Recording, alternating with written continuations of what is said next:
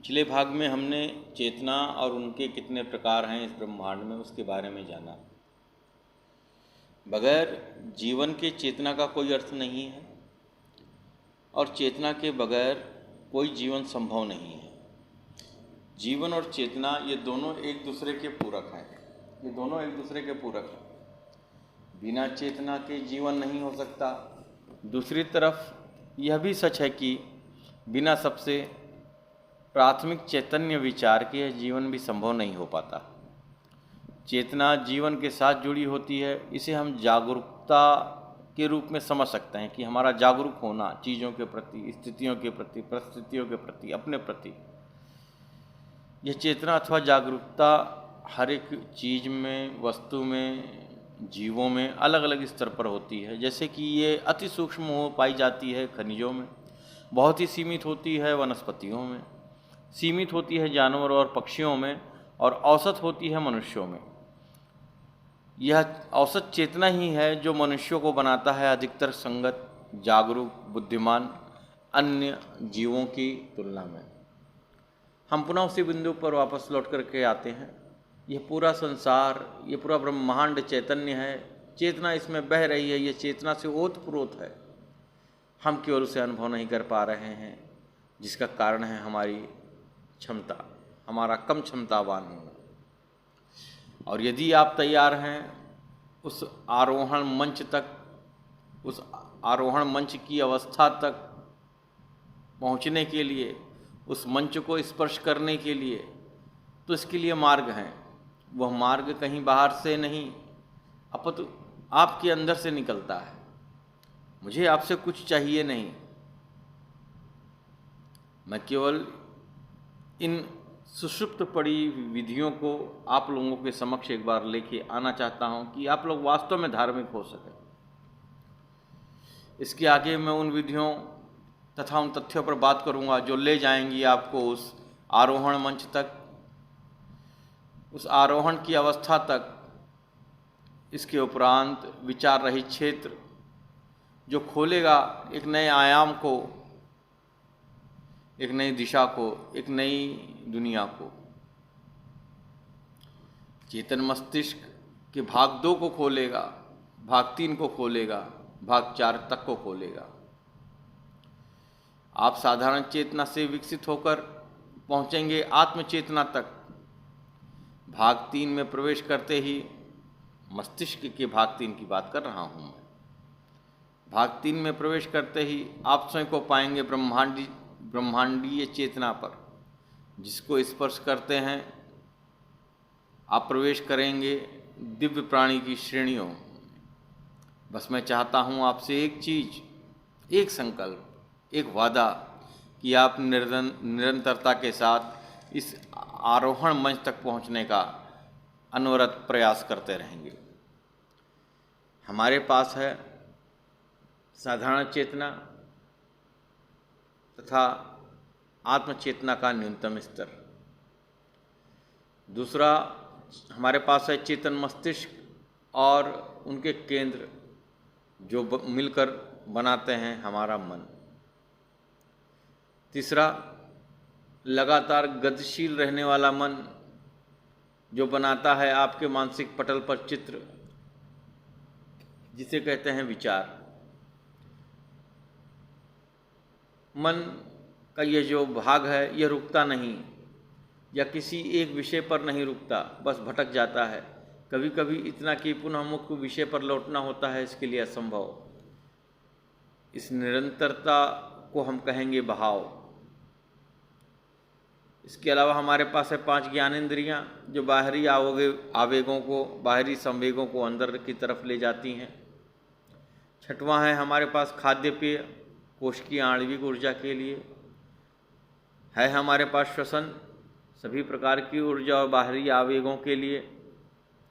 और सबसे महत्वपूर्ण हमारे पास है एक मुक्त इच्छा, फ्री विल।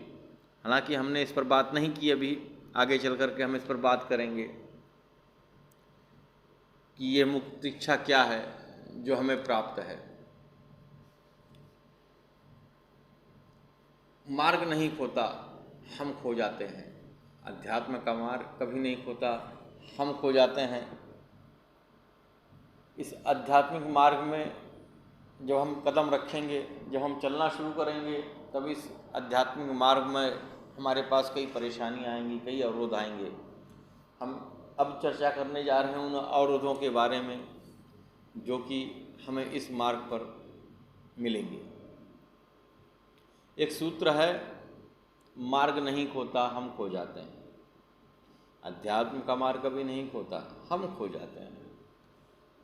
हम अपने लक्ष्य की खोज में अपनी रुचि और उत्साह को असंख्य बाधाओं विपत्तियों के बावजूद किस तरह कायम रखें।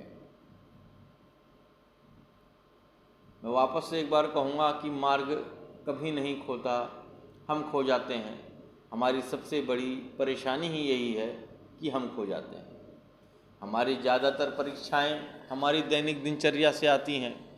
हमारी दैनिक दिनचर्या छोटी छोटी चीज़ों को लेकर के बनी है। यह दिनचर्या नीरस और उबाऊ है जो हमें शक्तिहीन कर देती है। हमारा जीवन मामूली छोटे छोटे प्रसंगों से बना है। गैर मामूली बातें यदा कदा ही हमारे जीवन में होती हैं। हमारे जीवन का एक बड़ा हिस्सा दांतों को मांजने में, चाय पानी पीने में, कपड़े पहनने और बदलने में ही व्यतीत होता है। यदा कदा होने वाली गैर मामूली घटना उत्साह लेकर आती हैं, परंतु दैनिक मामूली घटना में हम अपने उत्साह को किस तरह बनाए रखें, मूल परेशानी ये है। नए साधक को अपने नीरस दिनचर्या में अपने आप को मार्ग पर बनाए रखना अग्नि परीक्षा से कम नहीं है। अधिकतर साधक पुनः उसी पुराने दैनिक दिनचर्या पर आ जाते हैं क्योंकि दृढ़ता की कमी होती है और बिना उत्साह के आध्यात्मिक यात्रा नीरस और उबाऊ प्रतीत हो जाती है। आध्यात्मिक खोज में अपने उत्साह को कायम रख पाने में असफलता का कारण है उत्साह के स्तर में गिरावट, जो कि समय उपरांत पैदा ही हो जाता है कि हमारे उत्साह में निरंतर कमी चालू हो जाती है, घटने लगता है। इस उत्साह को बनाए रखने के लिए जिस गुण विशेष की आवश्यकता होती है वह है हमारी जिज्ञासा, और जिज्ञासा के उपरांत प्रीति। हम अपने अभ्यास के प्रति जिज्ञासा और प्रीति होनी चाहिए। यह प्रीति ही रुचि को पैदा करेगा। अध्यात्म में रुचि का विलोम अरुचि नहीं होता है, बल्कि होता है सतही रुचि, कि हम गहरे में ना उतर करके ऊपर से केवल बहते हुए चले जाते हैं। इसे हम क्षणिक उत्तेजनावाद भी कह सकते हैं कि अभी मौका आया, समझ में आ रहा है तो हम उसको 2-2 घंटा करेंगे, बाद में 2 मिनट के लिए भी समय नहीं निकलेगा, या करेंगे भी तो इतनी तीव्रता के साथ करेंगे कि हम ऊपर ही ऊपर रह जाएंगे। हम उस गहराई में पड़े मोती को कभी पकड़ ही नहीं पाएंगे। एक सच्चा उत्साह गहरी रुचि और सच्ची जिज्ञासा पर निर्भर होता है। सच्चा उत्साह सक्षम है आपके दैनिक नीरस दिनचर्या में अपने आप में आपको संभालने में। आप अपने पथ से विचलित नहीं होंगे। जिस व्यक्ति के पास यह गहरा उत्साह जिज्ञासा नहीं होती, उनकी मदद नहीं की जा सकती। वो कभी नहीं जान पाएंगे कि आरोहण मंच क्या है या हमारे जीवन में वास्तविक धर्म और धार्मिकता क्या है। उनकी मदद नहीं की जा सकती क्योंकि उनके पास जिज्ञासा और रुचि का अभाव है। वास्तव में इस संसार में सभी भयानक जल्दबाजी में हैं, वहाँ जाने के लिए जहाँ पर हम यहाँ से बेहतर नहीं होते। इस तरह की तेज या उथली जिंदगी चलाने के लिए हमें आवश्यकता होती है मानसिक बहलावों की। जब हम उथली जिंदगी को जीते हैं तब हमें साथ ही साथ किसी बहलाव की ज़रूरत पड़ती है। जैसे कि अगर लंबी ड्राइव पे निकलना है तो पान खाने वाले पान खा लेंगे, चिंगम खाने वाले चिंगम खा लेंगे, गाना बजाने वाले गाना बजाना शुरू कर देंगे, क्योंकि उनकी नहीं है गहरी रुचि उस कार को चलाने में। इसलिए आवश्यकता पड़ती है मानसिक बहलावों की। बिना आध्यात्मिक आनंद के इन सांसारिक कठिन परिस्थितियों में नीरस दैनिक कार्यों से हम स्वयं को खत्म करते रहते हैं। गुस्सा, नफरत, ईर्ष्या, लालच, जलन, पारिवारिक विघटन, स्वास्थ्य के खराब होने और अवसाद का खतरा हमेशा बना रहता है। मानसिक बहलाव आप समझ सकते हैं कि गाड़ी चलाते समय गाना सुनना या पान खाना, यह सब मानसिक बहलाव है। संभोग, नींद की गोलियां, नशा, यहाँ तक कि गुरु और देवता मंत्र जप आदि भी मानसिक बहलाव ही हो जाते हैं। हम उन्हें समझ नहीं पाते। सच्ची आध्यात्मिकता गहरी अनुभूति का विषय है, न कि किसी बहलाव का। जब तक हमारे मन को उथले स्तरों पर काम करने देंगे, तब तक हमें गहरे अनुभव प्राप्त नहीं हो सकते। बिना गहरे अनुभव के हमें गुदगुदाहट तो मिल सकती है, लेकिन प्रेम नहीं। दावतें मिल सकती है, दोस्ती नहीं। सिद्धांत मिल सकते हैं, विश्वास नहीं। प्रतिष्ठा मिल सकती है, चरित्र नहीं। धर्मशास्त्र मिल सकते हैं, लेकिन धर्म नहीं। मन तथ्यों को चीर फाड़ कर संतुष्ट तो हो सकता है, मगर उसमें मौजूद आत्मा को समझ पाने में असमर्थ है। ज़्यादातर लोग संतुष्ट होते हैं उनके जीवन की असामान्य स्थितियों के साथ, क्योंकि सतही स्तर पर जिया गया जीवन हमेशा अपने भाग्य और परिस्थितियों के बारे में शिकायत करता है। वह हमेशा इस पर ध्यान देता है कि मेरे साथ अन्याय हुआ, बजाय इसके कि वह कृपा पर ध्यान दे। ऐसा व्यक्ति कलह लेकर चलता है और उसे अपनी किस्मत समझता है। उसके कर्मों की हवाएं केवल सतह पर लहरें पैदा करती हैं, मगर इसकी गहराइयाँ अचल रहती हैं। वो अपनी गहराइयों को समझ तक नहीं पाता। मनुष्य अनदेखा कर देता है गहराइयों को और चूक जाता है उन संभावनाओं से जो उस अनंत गहराइयों में पहले से ही रखी हुई हैं। इस उथलेपन से बाहर आने के लिए हमें कृतज्ञ होना पड़ेगा उन चीज़ों के लिए जो प्रकृति ने हमें दिया है। हमें आध्यात्मिक खोज और सुरक्षा की खोज में अंतर समझना पड़ेगा। लोग सुरक्षा की खोज में लगे हैं। यदि मन उथला है तो वह केवल संसार देखता है, इसलिए असुरक्षित और शक्तिहीन होता है।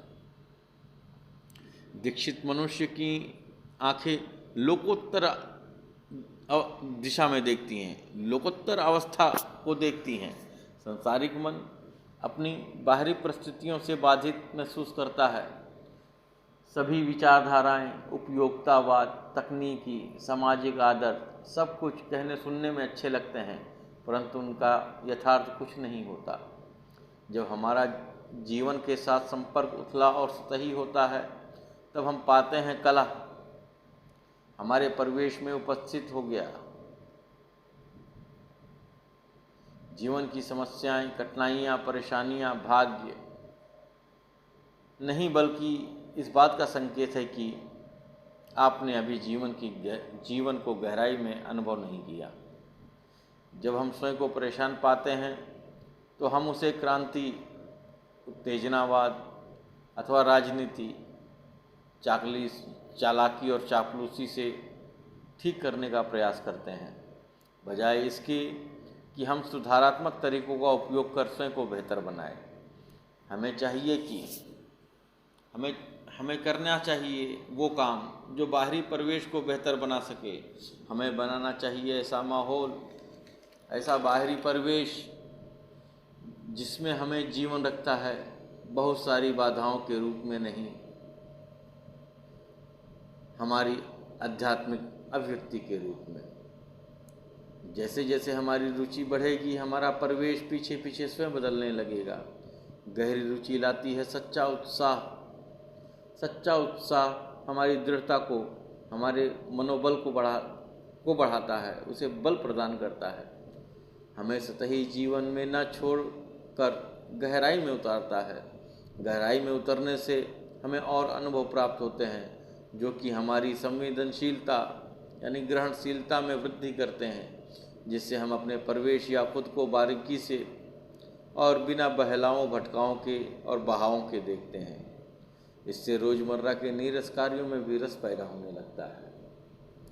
जो बाधाएं हमारे सामने हमारे आध्यात्मिक जीवन में मूलतया आती हैं, पहली हैं सतही जीवन शैली, दूसरी रुचि में कमी, तीसरी उत्साह में कमी, चौथी बहलावों की आवश्यकता, पांचवा संवेदनशीलता में कमी। इसका निराकरण अगले भाग में कि इन बहलावों से, इन अवरोधों से हम बाहर कैसे हो सकते हैं, इनसे कैसे निपटा जा सकता है, इसके बारे में हम फिर कभी अगले भाग में बात करेंगे।